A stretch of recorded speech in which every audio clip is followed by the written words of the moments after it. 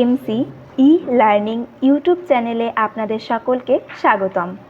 আজকের বিষয় rules of basic spoken English. চলুন শুরু করা যাক।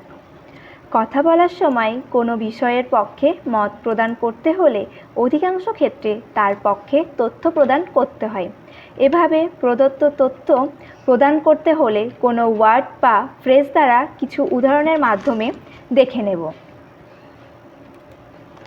তাছাড়া, অলসো, এবং, অ্যান্ড, অধিকত্ব বা আবারও, মোরএভার, তাছাড়া অথবা এছাড়া, বিসাইড দ্যাট, আরেকটি বিষয়, অ্যানাদার থিংস, শুধু তাই নয়, নট অনলি দ্যাট। আরেকটি গুরুত্বপূর্ণ ব্যাপার হলো another important things is that. তা কেন ঘটে তার আরেকটি কারণ আছে, there is another reason why. আমাদের দৈনন্দিন জীবনে আমাদেরকে নানা ধরনের কাজ করতে হয়। কাজের প্রসঙ্গ আসলে পারা না পারায় সচরাচর ক্যান শব্দটি ব্যবহৃত হয়। এটি একটি মোডাল অক্সিলারি, যার পরে ভার্বের সিম্পল ফর্ম হয়। আই ক্যান অর্থাৎ আমি পারি, ইউ ক্যান অর্থাৎ তুমি পারবে, উই ক্যান অর্থাৎ আমরা পারি। ক্যান একটি মোডাল ভার্ব হওয়ায় এর সঙ্গে এস বা ইএস যুক্ত হয় না এবং এরপরে টু ইনফিনিটিভ ব্যবহৃত হয় না। আই ক্যান ডু ইট, আমি এটি করতে পারি। She can speak English fluently, সে সাবলীলভাবে ইংলিশ বলতে পারে।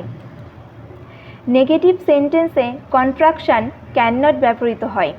কোয়েশ্চেনে একে মূল ভার্বের আগে বসানো হয়। উদাহরণের মাধ্যমে দেখে নেব। আমি বাক্সটি উঠাতে পারি না।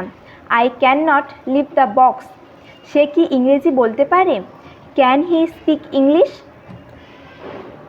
আমরা কাউকে কাছে বা দূরে থেকে নাম, পরিচয় বা পদবি ধরে ডাকাকে বলে সম্বোধন। দেশভেদে এবং ব্যক্তিভেদে এগুলি ভিন্ন ভিন্ন হয়।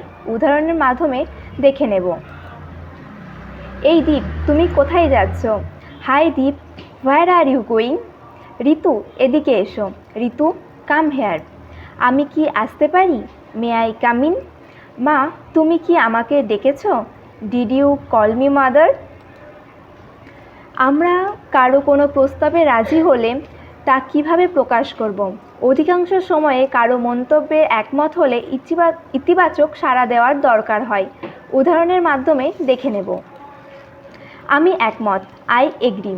ঠিক বলেছেন, ইউ আর রাইট। আমি আপনার সাথে একমত, আই এগ্রি উইথ ইউ। হ্যাঁ, তা ঠিক, ইয়েস দ্যাট রাইট। অ্যাংরি, রাগ বা ক্ষোভ প্রকাশ করার ক্ষেত্রে ব্যবহার করি।